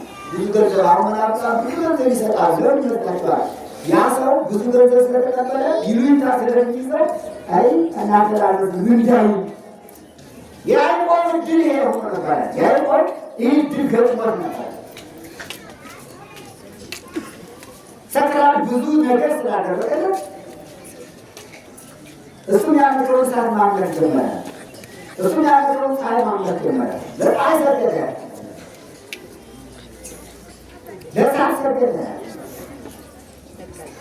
ጨልሞ ገባ። ከክርስቶስ ፍቅር የሚለየኛል ማነው? ነበር ጳውሎስ። ያዕቆብ ከክርስቶስ ፍቅር ተለየ። ማነው? ስልጣን ማነው? አንደኛ ስልጣን፣ ሹመት፣ ሁለተኛ ሀብት ንብረት። አደራችሁ ምዕመናን ለስልጣን ብላችሁ ለሹመት ብላችሁ ለገንዘብ ብላችሁ አማንታት እንዳትለውጡ። ከዚህ በኋላ ያዕቆብ ከሰክራት ጋር እሳትን ፀሐይን እያመለከ ሲኖር እናቱ፣ እህቱ፣ ሚስቱ ሶስቱ ይንሳሉ። የሰባቱ ነው ሚስቶች፣ እህቶች፣ እናቶች ስሙ ለልጆቻችሁ ትልቅ ቁም ነገር ይዛችሁ ጊዜ እናቲቱ ምን ሰማች? ልጅሽ ያዕቆብ እግዚአብሔርን ትቶ የሥላሴን አንድነት ሦስትነት ትቶ ምስጢረ ሥላሴን ክዶ ምስጢረ ሥጋዌን ከሦስቱ አካል አንዱ አካል ወልድ ከሰብአ ሰማያት ወርዶ ከድንግል ማርያም ተወልዶ ሰው ዓለሙን ማዳኑ ክዶ ምስጢረ ጥምቀትን በአርባ ቀን የተጠመቀውን ጥምቀት ክዶ ምስጢረ ቁርባን አንቺ አግለሽ ወስደሽ ያስተምረሽውን ጥምቀትና ያቆረሽውን ቁርባን ምስጢረ ቁርባን ክዶ ኋላ ክርስቶስ በዳግም ምጽአቱ በመጣ ጊዜ ሙታንን ያስነሳቸዋል። ከአምስት ሃይማኖት የመጨረሻው ምስጢረ ትንሣኤ ነውና ምስጢረ ትንሣኤ ክዶ እሳትና ፀሐይ አምላክ የሆነልሽ ብለው ለእናቱ ነገሯት፣ ለሚስቱ ነገሯት፣ ለእህቱ ነገሯት። ምኑ ሊሆን እናቱ ምን ትሆን? ሚስቱ ምን ትሆን? ርቱ ነው። ቅዱስ ጳውሎስ ከክርስቶስ ፍቅር የሚለይ ይላሉ። ይህችን ጠቀሱ። አያችሁ ዛቡዛ ነው ምናልች የቅዱስ ጳውሎስ ማለት ወደ ሮሜ ሰዎች ምዕራፍ 8 ቁጥር 35 ያዙ። እናንተ ትጠቀሙበታላችሁ። ያቺ እናት፣ ያቺ እህት፣ ያቺ ሚስት ይህን የጠቀሙት ቅዱስ ጳውሎስ መኑ የሀብገነ ፍቅሮ ለክርስቶስ ለክርስቶስ ፍቅር የሚለየን ማን ነው? ተማለ ምላየኑ ተሰደኑ እርቃንኑ ረሃብኑ መጣይኑ ጻይኑ ይህ ሁሉ ቢመጣ ክርስቶስ ፍቅር የሚለየን ማን ነው እያለ እንዴት ልጄ፣ እንዴት ባሌ፣ እንዴት ወንድሜ ክርስቶስ ይክዳል ለስልጣን ብሎ አሉና ሶስቱ ተመካከሩ። ወጣሃ ምንም ለምጻለት በቃ አንተ ከክርስቶስ ከተለየ አምልኮ እግዚአብሔር ይከተል እኔም ክጄሃለሁ። እናት አንደኛ መስመር አንተ እግዚአብሔርን ፈጣሪ ይከተል ከክርስቶስ ተውጣ እኔም ክጄሃለሁ። አንደኛ መስመር። ሁለተኛ ቁጥር ሚስቱ አንተ ከክርስቶስ ከተለየ እኔም ከአንተ ተለይቻለሁ። ከዛሬ ጀምሮ ትዳር የለንም፣ ሚስትህ አይደለሁም፣ አንተም ባሌ አይደለም። ሶስተኛ ቁጥር እህቱ አንተ ወንድሜ፣ ታላቅ ወንድሜ ያዕቆብ ሆይ አንተ የእናቴ ልጅ አንተ በተጸነስክበት ማህፀን እኔ ተጸንሼ ተወልጄ የእናቴ ልጅ ነው። ይህ በስጋ ነው። በመንፈስ ደግሞ አንተ በተጸነስክበት ማህፀን የሆነው እኔ ተጸንሼ አንተ ባላለ ተወልደህ እኔ በሰማንያ ቀን ተወልጃለሁ የእናቴ ልጅ አለች። አዎ ቤተክርስቲያን እናታችን ናት። ቅድስት ቤተክርስቲያን ዛሬ ቤተክርስቲያን አለ ስለወደ ሚባል ማለት ነው። ሁለት ጊዜ ወንድሜ ነው ማለት ነው። በስራዊት እናቴ አንተ 905 ቀን በተጸነስክበት ማህፀን እኔም ተጸንሻለሁ። አንተ በተወለድክበት በእናቴ ማህፀን እኔም ተወልጃለሁ። አንተ የቀባኸውን ጡት እኔም ጠብቻለሁ። አንተ የሳመች እናቴ አንተ እኔን ስማለች። አንተ የታቀፉ እናት ልጆች እኔን ታቅፎኛል። አንተ ወዳለበት የርባን ታልያለሁ። ወንድሜ ይህ በስጋዊ ልደት ነው። በመንፈሳዊ ደግሞ አዎ አንተ ታላቅ ወንድሜ የተጸነስክበትን ማህፀነ ዮርዳኖስ እኔም በሰማንያ ቀን ተጸንሼበታለሁ። አንተ የተወለድክበትን ማህፀነ ዮርዳኖስ አንተ በአርባ ቀን የተወለድክበትን ጥምቀቱን ነው። እኔም በሰማንያ ቀን ተወልጄበታለሁ። አንተ የቀባኸውን ጡት እኔም ጠብቻለሁ። ይሄን ቅዱስ ሥጋው ክቡር ደሙ ነው። ከክርስቶስ ከቀኝ ጎኑ የፈሰሰውን ማየትቆ ተጠምቄበታለሁ። ከጎኑ የፈሰሰውን ደመ ከቦታ ጠጥቻለሁ። አንተ የተቀበልከውን ቅዱስ ሥጋውን ክቡር ደሙ ተቀብያለሁ። አንተ የታቀፉ ልጆች እኔን ታቅፈውኛል።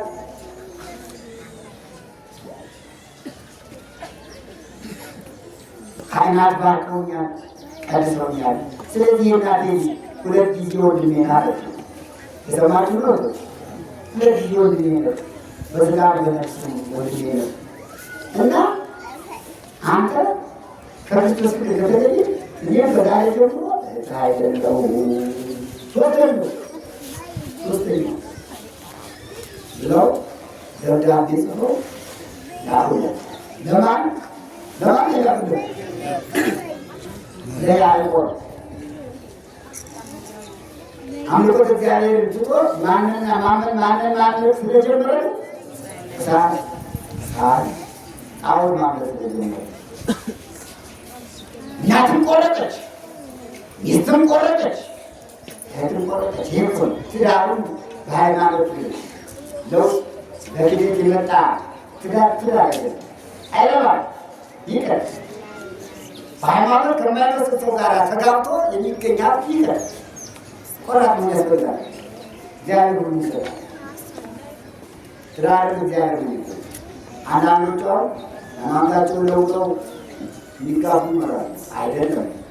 የያዕቆብ ባለቤት ትዳሬ ሃይማኖት ይጸናል፣ ትዳሬ ክርስትና ጋር ሲሆን ያለ ክርስትና ያለ ሃይማኖት ትዳሩ አይሆንም። አንተ ክርስቶስ እንደዛይቶ እኔም አንተ ክጃለች ቆራጥ ሚስት ያይታ እንዲያለሽ ታስፈልጋለች። ያው ቤተክርስቲያን ከክርስቶስ ጋር የሚለየን ባል የለም። ይሄ እኮ ነው አይለይም ማለት ክርስቶስ ጋር ከአንተ ከክርስቶስ ጋር ያንተ ባልነት አይለይም ማለት እናትም ከክርስቶስ ጋር ያንተ ልጅነት የእናትነት አይለይም ማለት እህቱም ያንተ ወንድምነት ከክርስቶስ ጋር አይለይም። ቆራጥ ከዛሬ ጀምሮ አናይም፣ አታይንም፣ ይሸለኝም፣ አይለኝም፣ ወንድም የለኝም ብለው ደጋግሞ ጻፍ አድርገው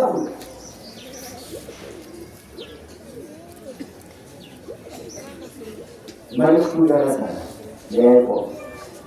ለውዱ ልጄ ለውዱ ባለቤቴ ለውዱ ወንድሜ ለያዕቆብ ከዛሬ ጀምሮ ተለያየን።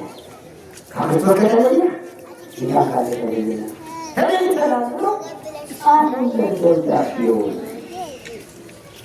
ደረሰው፣ አነበበ።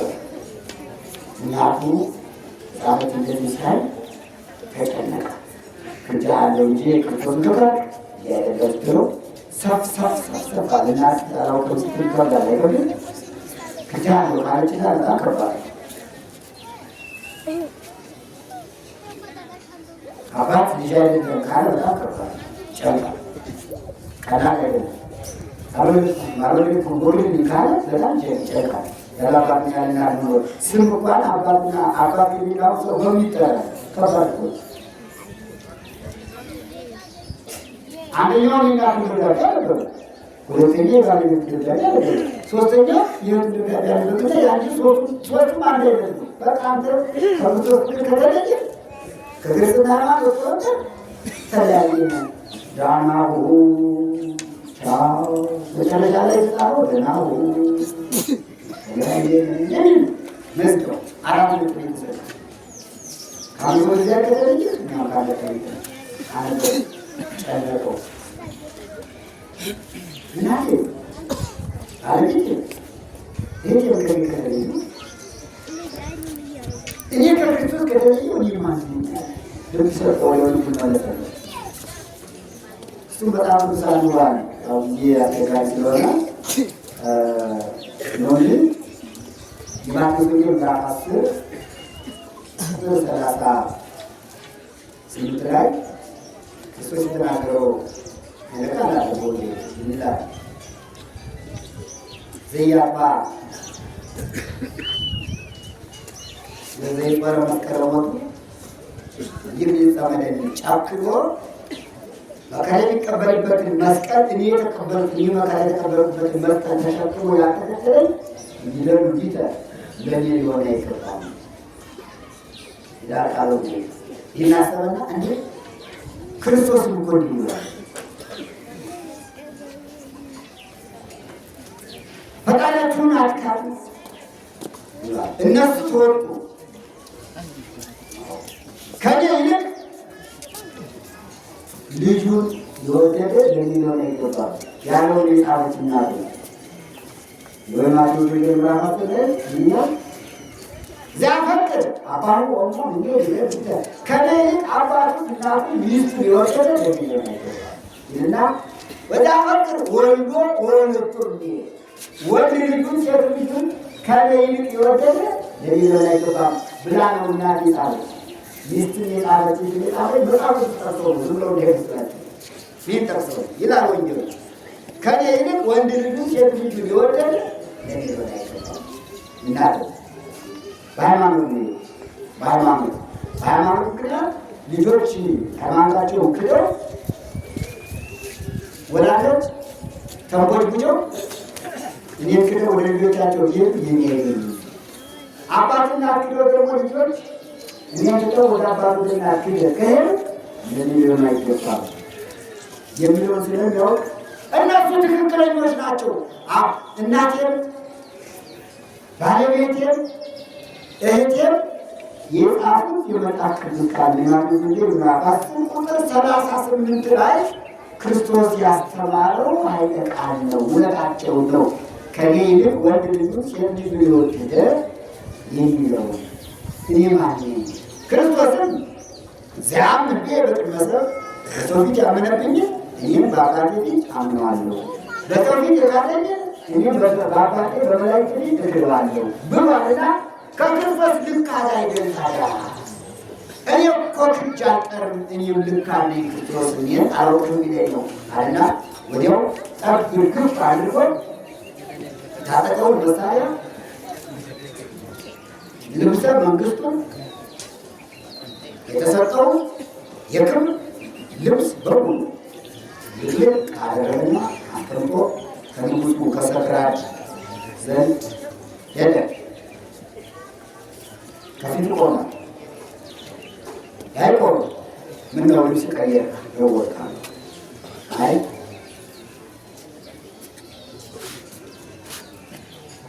ምክንያት አለኝ። ምን ነው ምክንያት? ይህ ፈጣሪ ክጄ አንተ የምታመልከው እሳትና ፀሐይ ማምለክ ጀምሬ ነበረ፣ ተሳስቻለሁ።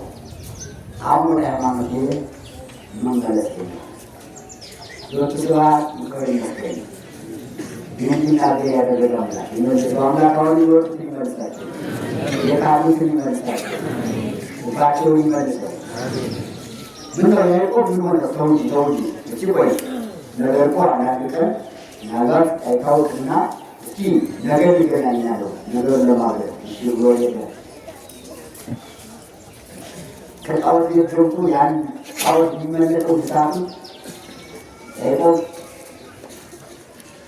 ናቀው፣ አቃለለው። ይህ ከንቱ ነው፣ ይህ ፀሐይ ማምለክ ከንቱ ነው እያለ ከሌሎች ጋር አብሮ አምልኮ ጣዖት ከንቱ እንደሆነ ሲነጋገር የሰሙ ሰዎች ሄደው አረ ያዕቆብ ተገኝቷል፣ አንተ የምታመልከው እሳትና ፀሐይ ከንቱ ነው እያለ ነው። ይህ ፍጡር ነው፣ ይህን የፈጠረ አምላክ አለ እያለ እያናናቀ ነው። ሌሎች ሰዎች ሁሉ እንዲያመልኩ እያደረገ ነው ብለው ነገሩት። ይህ ሰው ምን ማለት ለበሬታው ተገናኘ። ይኸው አባት እናቴ እህቴ ባለቤቴ መልዕክት ልከውልኛል።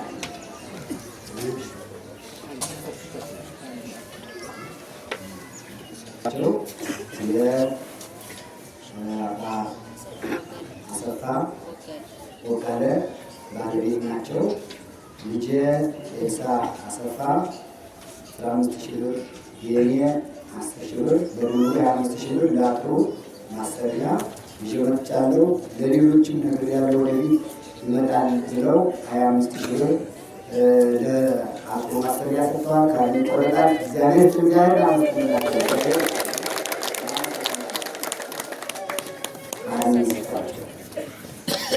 በሩቅ ያሉትን መድኃኒዓለም ይጠብቃቸው፣ በሃይማኖታቸው በመዋላቸው ያጽናቸው፣ ጦራቸው ይቀበልላቸው። እግዚአብሔር ይስጥልን። አሳዩዋቸው ወደዚህ ከወንድናቴ ከወላጅናቴ ከወንድ ባለቤቴ ከውዲቱ ሁሌ እንደሚወጣ ይሁ ከክርስቶስ ፍቅር የሚለየን ማን ነው? የሚለው ደግሞ መጣኝ ቻለም ከዛሬ ጀምሮ እሳት አላመልክም አይፈጠረዋላችሁ ይዘግራላችሁ ክርስቶስ ስለማመልክ እሳት አላመልክም እሳት መለኮት ፈጣሪ እሱ ነው አለ። ያው ላይ የተሰጠውን ሁሉ አተረፈ። ያዕቆብ ተው ይሻልሃል አለው። ይሻለኛል፣ አዎ ይሻለኛል፣ አንተ ፈጣሪ ክርስቶስ ይበልጠኛል፣ ከዛሬ ጀምሮ የክርስቶስ ወታደር ነኝ አለ።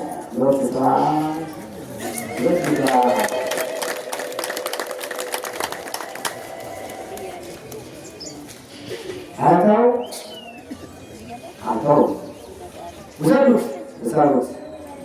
እሺ መካከል ከክርስቶስ ላይ የሚወጡ ሰዎች መጽሐፍ ቅዱስ መማር እንደዚህ አንድ መቶ ያለው 5,000 አመጣለሁ አሳቢሽ እንዳልሽው ይላል ይላል ሰራቸው ይላላችሁ የሁላችን ይላላችሁ እሱ ይቸብሎ ነገር ሙሉ ነው ማለት ነው። አይዟችሁ የፈለከውን ማድረግ ትችላለህ።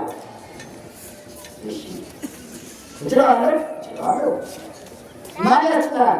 የሮማ መስቀል የጀምሮ ሁሉ የተቀበለው መድኃኒዓለም ክርስቶስ ያችለኛል እንዲያውም ይገራሉ መስቀልን ተሸክሞ ያልተከተለ ለሆኑዋል እሱ ከሪቶስ ላስከራሞ መስቀል ተሸክሞ ሄደ። እኔም አሁን መስቀሉ ተሸክሜ ልከተለው ነው አለው።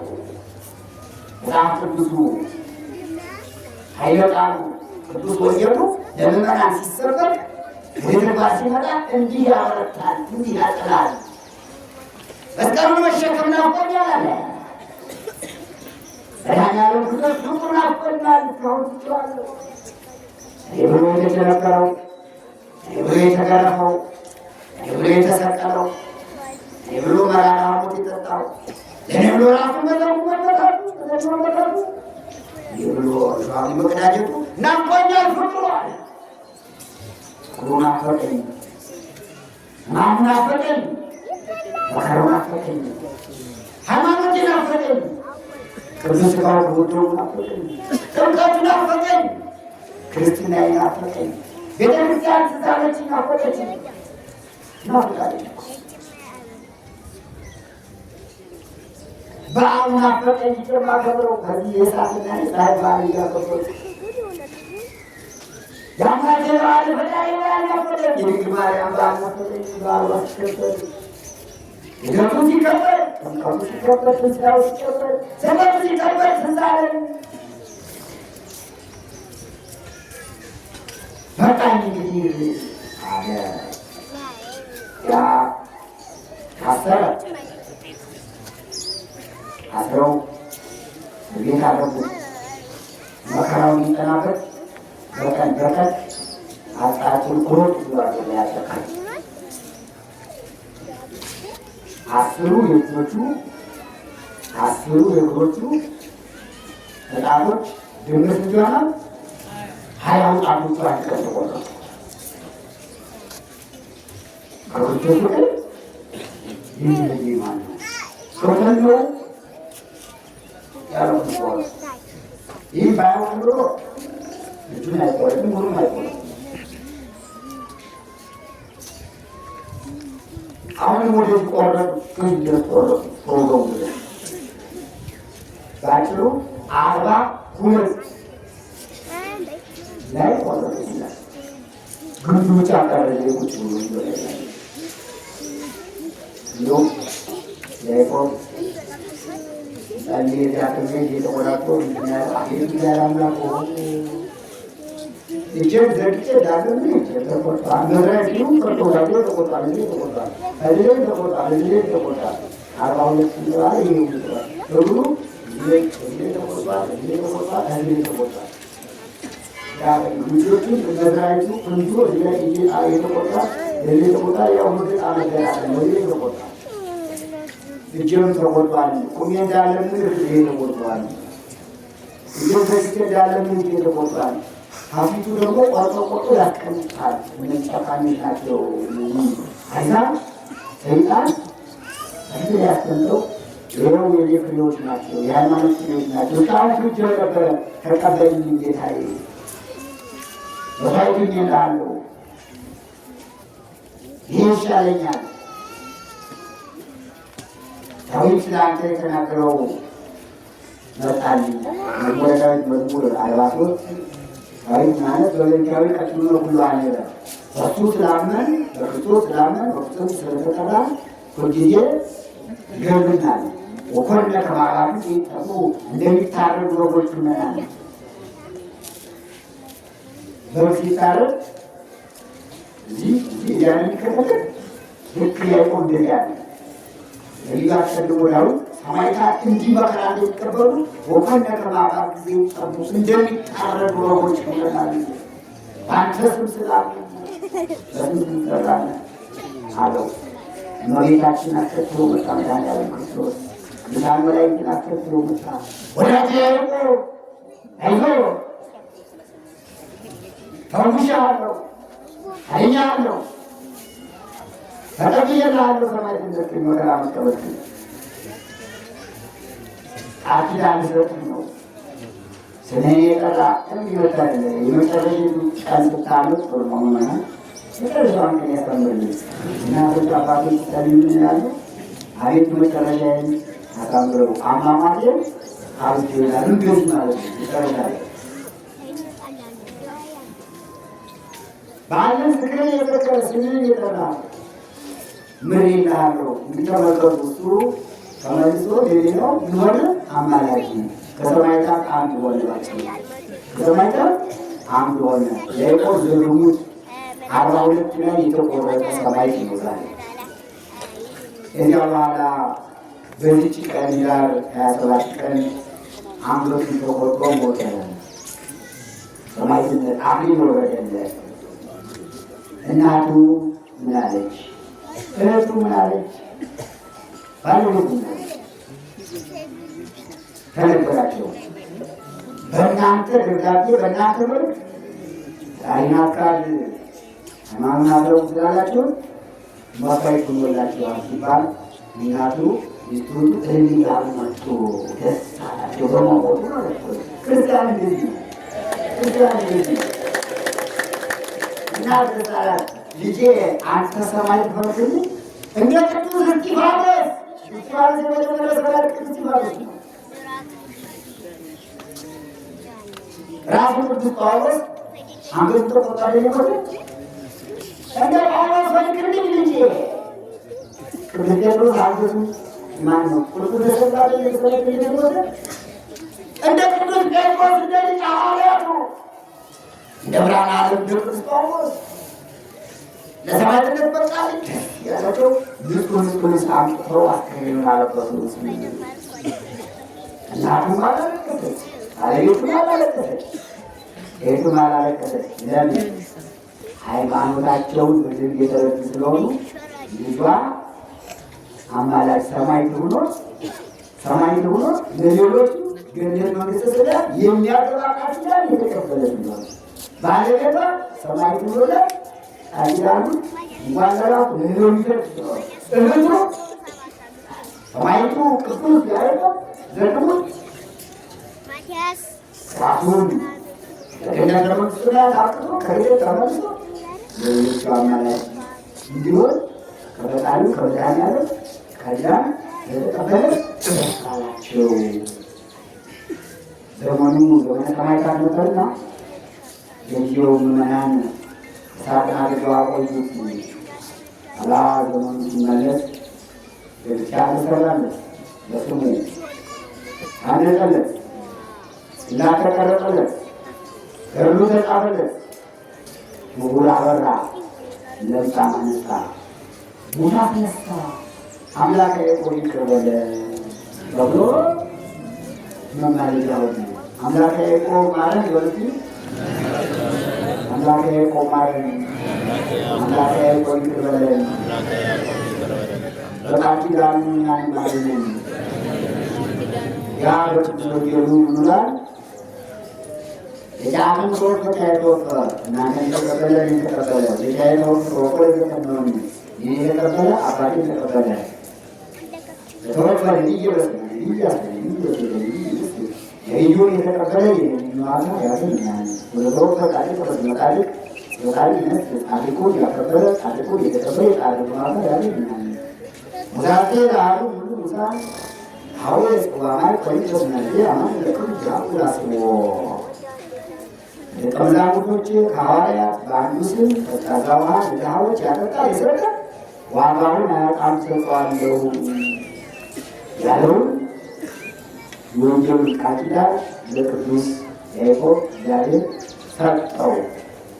በስሙ እነሰዎቹ እስሙ በማሰብ ሁሉ በረከት ያገኛል ብሎ ቃል ኪዳን ገብቶታል። እንግዲህ ክርስቲያኖች የያዕቆብ መመለስ ለራሱ ብቻ ሳይሆን ለሁሉም አማላጅ ቢሆን ወደ ስራ ያስገባል። ትልቁ ስራ የሰሩት ማን ናቸው? ማን ናቸው? አንደኛ ማን ነው? እናቱ። እናቱ ካለ የመለሰችው እናቱ ከሆነች የዛሬ እናቶች ልጆቻችሁ ወደ መናፍቅነት ወደ አረማዊነት ሲሄዱ ምን አላችሁ? ደብዳቤ ጽፋችሁ ይኸውላችሁ ደብዳቤ ጻፉ፣ ልጅ በሉ። እህቶችስ ወንድማችሁ ሃይማኖትን ሲለውጥ ምን አላችሁ? ዝም አላችሁ? ደብዳቤ ጻፉ። ወንድሜ ቅድም ያልኩትን ሁሉ ጻፉላችሁ። ሚስቶችስ ምን አሉ? ባሎቻቸው ሲሄዱ አሁን ሚስቶችን ዝም ማለት ያስፈልግ ና ወደ ቤተክርስቲያን ማለት ይገባል።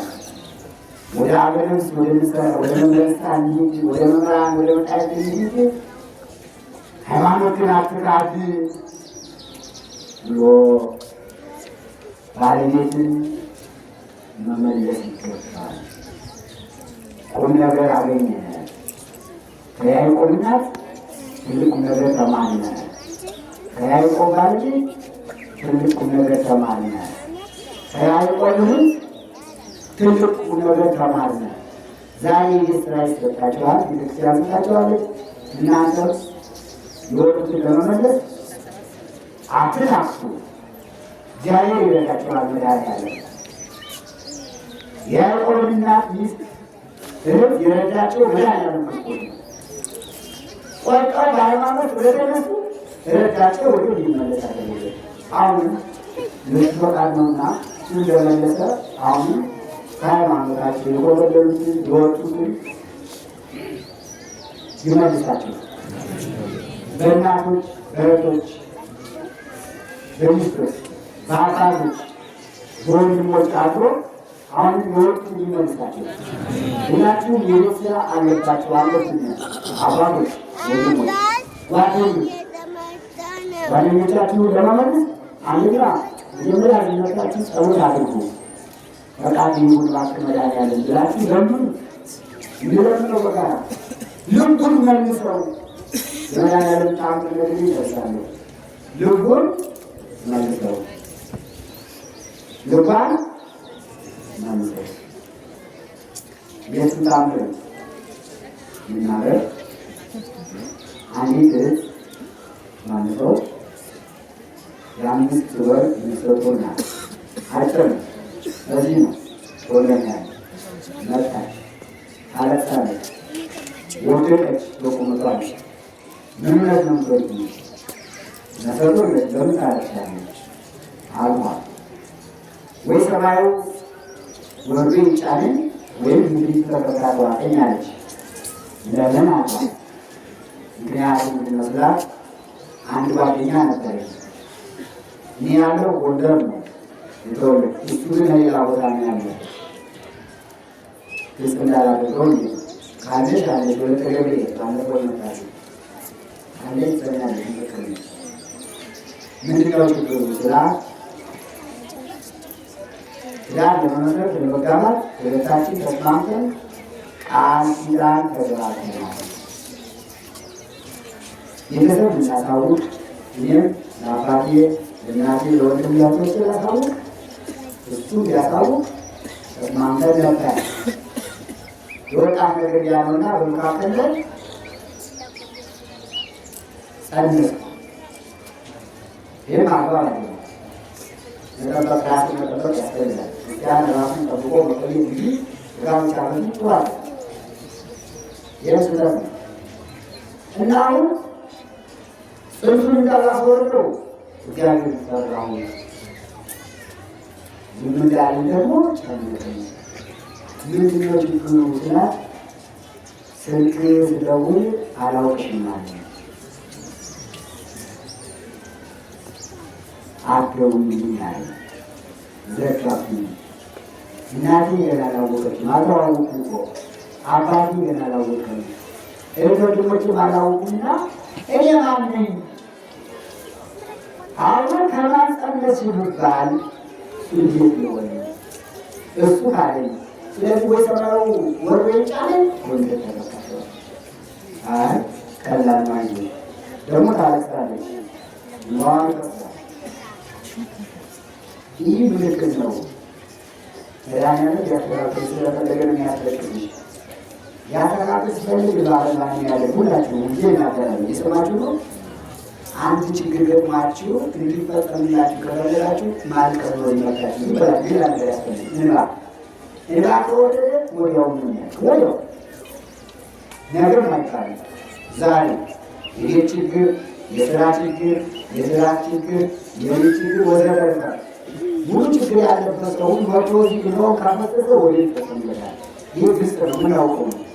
የመድኃኒዓለም ታመን ነው እሱ መድኃኒዓለም ይመስላል እና አይ ያለቀስ ስለሆነ ችግር የለም ይፈጽም ይችላል። እሺ ልጅና ተፈክሽ ምክር ምን ልንገረው? ልቡን መልሰው ወይ ሌላ አትበው ያልፋል። ልቡን መልሰው እንዲያነጋግረኝ አድርገው ሌላ ትምህርት ይሻለ መጣች ልተበከራለ ልቡን መልሰው ልቡን መልሰው ልቡን መልሰው ያዕቆብና እህት እንዲህ ብለው የጸለዩ አየህ። ያዕቆብና የልጅን ልብ መልሰው ያለች ሚስቱም ልቡን መልሰው ያለች መለሰው። አሁን የሚገርመው ነገር ማታ የመጣች ሰላም ልጅ ደግመናል። አሁን ሶስት ሰላም ልጅ ደግማለን ይጠቅማቸዋል። ለቀላላችን ብዙ ችግር ይፈታል። ከሰላም ልጅ ደግመን ልቡን መልሰውላ በቃሷ ጥላት ስላኑሯል እኛ ነገር ሄደች። የሚገርመው ነገር ወዲያው አይነት ሄደች። ስልክ ደወለላት ልቡን መለሰው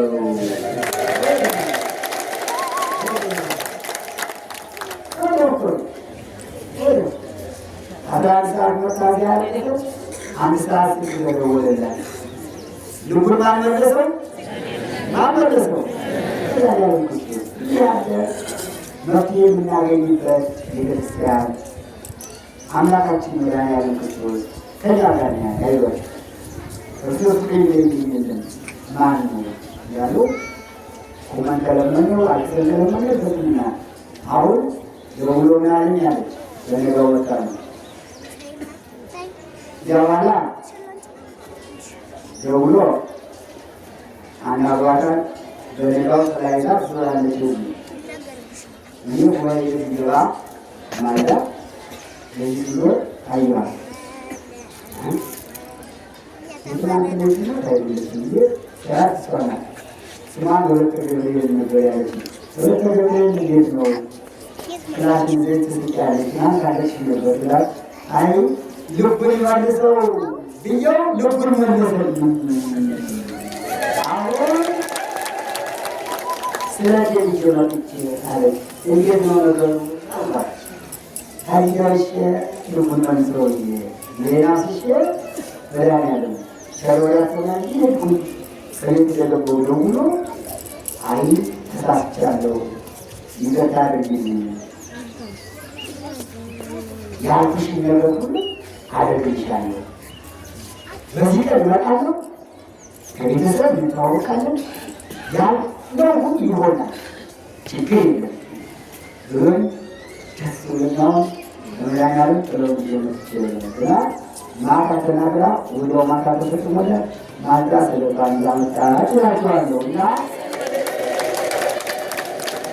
አሁን ወንድ ከሆነ ልቡን መልሰው ብላችሁ ጸልዩ።